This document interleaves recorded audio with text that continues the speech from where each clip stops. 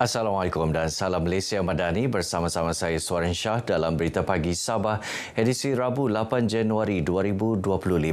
Kerajaan negeri akan melaksanakan sepenuhnya penggunaan e-invoice bermula 1 Julai 2025. Inisiatif itu akan diterapkan dalam semua transaksi antara penjual dan pembeli, termasuk pengurusan harta bagi menggantikan dokumen kertas dan elektronik seperti format PDF, JPEG dan DOC.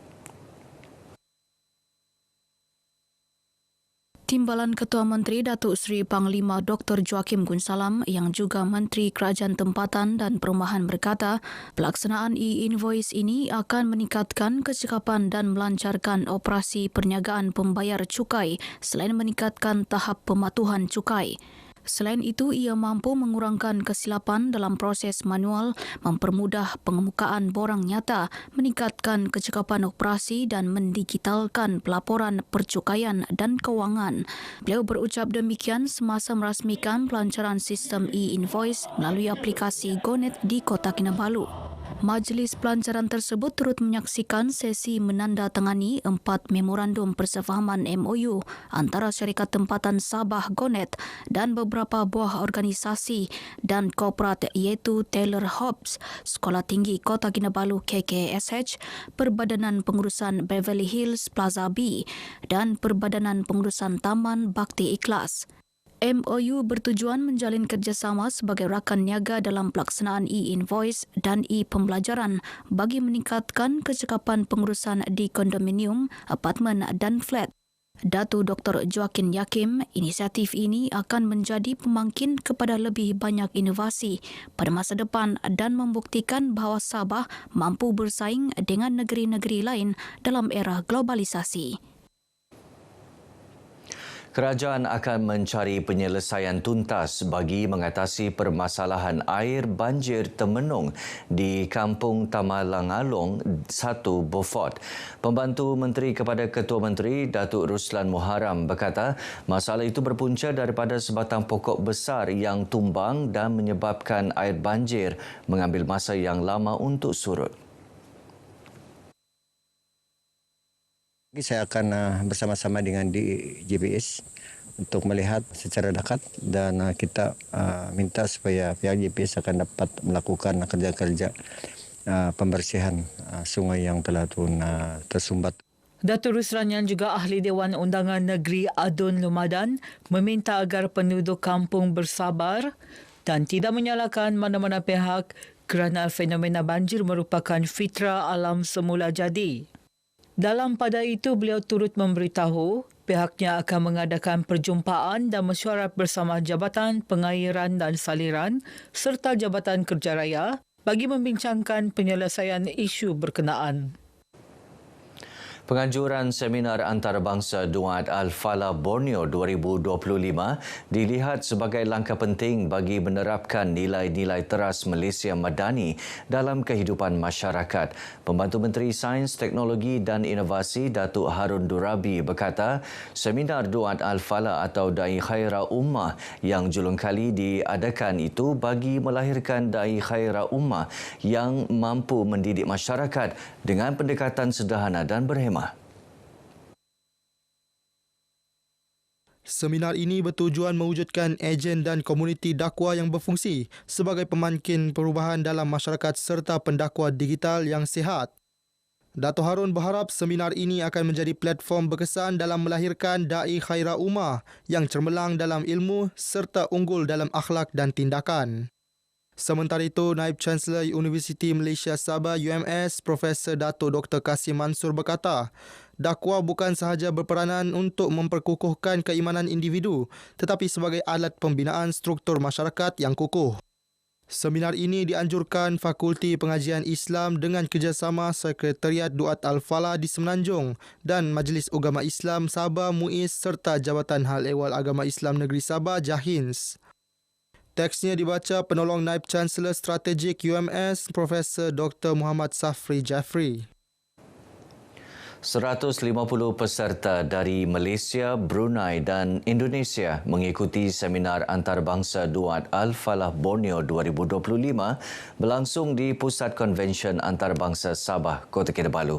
Duat Al-Falah merupakan gabungan pendakwa terdiri daripada ilmuwan, golongan profesional dan para asatizah termasuk mahasiswa membawa pendekatan kesederhanaan dan berpegang teguh kepada asas akidah Ahli Sunnah wal Jamaah. Pengerusi Duat Al-Falah, Ustaz Ahmad Faiz Fatih Al-Azhari memberitahu seminar sehari ini menampilkan 15 penceramah dengan pembentangan pelbagai tema seperti agama yang belas kasihan, hormat dalam komunikasi rentas agama dan kesesuaian hukum dengan realiti setempat. Kita menumpukan kepada penerapan nilai-nilai madani yang 6. Hormat, ihsan yang dibawa oleh Datuk Perdana Menteri kita lah. Jadi kita mahu supaya budaya di Sabah ni kekal, harmoni di antara semua kaum dan juga agama. Jadi supaya tidak terbawa-bawa budaya-budaya ekstremis daripada mana-mana pihak lah ke negeri Sabah ni. Pengerusi seminar Duat Al-Falah Borneo, Dr. Amir Hudaifah Hamzah berharap melalui program ini dapat melahirkan pendakwah yang membawa perubahan positif dalam masyarakat serta membentuk komuniti dakwah berakhlak mulia dan mendukung prinsip keagamaan yang menghormati nilai kemanusiaan. Dan kami mengharapkan insya-Allah peserta-peserta yang datang daripada kalangan guru-guru agama, daripada asatizah, daripada penggerak-penggerak NGO, even ada juga daripada antarabangsa pelajar. Jadi di sini kami akan membincangkan bagaimana dalam konteks Sabah ini kita boleh mewujudkan satu hubungan antara Muslim dan non-Muslim secara harmoni. Seminar Fiqh, platform terbaik bagi pengurusan dan pentadbiran masjid maupun surau sekaligus mengangkat martabat institusi berkenaan sebagai syiar dan lambang kekuatan serta kebersamaan mendapat input selok-belok memuliakan masjid.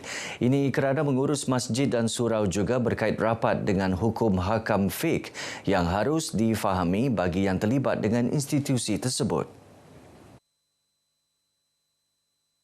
Pengarah Jabatan Hal Ehwal Agama Islam Sabah Jahins Datuk Jumain Abdul Ghani berkata, masjid bukan sahaja tempat beribadah malah sebagai pusat penyatuan nilai perpaduan, menghayati persaudaraan dan menimba ilmu.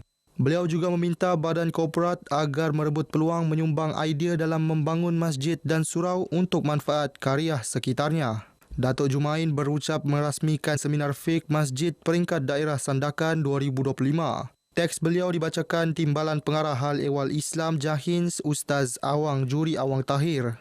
Ustaz Awang Juri yang ditemui dalam program berkenaan berharap masjid bukan sahaja tempat beribadah semata-mata, malah ditransformasi sebagai pusat sehenti. Kita perlu melihat bahawa masjid itu kena bersedia menjadi satu tempat yang menjadi tempat keutamaan masyarakat Islam setempat untuk dikunjungi, menjadi kegemaran mereka, baik dari segi dia punya ruang solat, ruang keperluan-keperluan yang lain, termasuklah dalam membuka ruangan untuk menambahkan lagi ataupun merancangkan lagi aktiviti ekonomi, pembangunan saksi ataupun pembangunan insani. Sepatutnya mengambil peluang ini untuk bekerjasama dalam sama-sama merealisasikan usaha-usaha kerajaan, Jahins dan juga Badan Jawatankuasa Dakwah untuk mengimarahkan masjid. Dia bukan hanya sekadar tempat ritual, tetapi kita mengelmukan masyarakat kita di masjid, dan mudah-mudahan usaha-usaha seumpama ini dapat diteruskan lagi. Seminar sehari yang diisi dengan ceramah dan forum bertajuk Masjid Lambang Kesatuan Ummah Madani dianjurkan Pertubuhan Pendidikan Al-Ihya Sabah dengan kerjasama rakan strategik Jahins, Institut Latihan Perindustrian Sandakan, Pejabat Pendidikan Daerah Sandakan yang dihadiri pengurusi dan ahli jawatankuasa masjid dan surau, imam-imam karya dan rahwatib serta orang awam. Dalam program ini, Masjid Asy-Syakirin Taman Tinusan mendapat anugerah Masjid Terbaik Daerah Sandakan dan Surau SK Ulu Dusun sebagai Surau Terbaik Daerah Sandakan. Taman-Taman Sabah telah mengeluarkan notis penutupan sementara substesen Pulau Sibuan di Taman Merintun Sakaran Sempurna semalam. Menurut kenyataan media, Taman-Taman Sabah, penutupan itu dilakukan bagi langkah keselamatan susulan penemuan objek yang dipercayai bom lama berkemungkinan dari era Perang Dunia Kedua. Penutupan ini berkuat kuasa sehingga keadaan disahkan selamat sepenuhnya oleh pihak berkuasa. Para pengunjung dan penduduk sekitar dinasihatkan untuk mematuhi arahan pihak berkuasa dan menjauhi kawasan tersebut sehingga notis lanjut dikeluarkan. Maklumat terkini akan diumumkan oleh pihak berwajib sebaik sahaja penilaian keselamatan selesai dilakukan. Baik, saudara, sekian Berita Pagi Sabah. Menyusul selepas ini Berita Pagi Sarawak. Dari sungai hingga segara, Palestin pasti merdeka.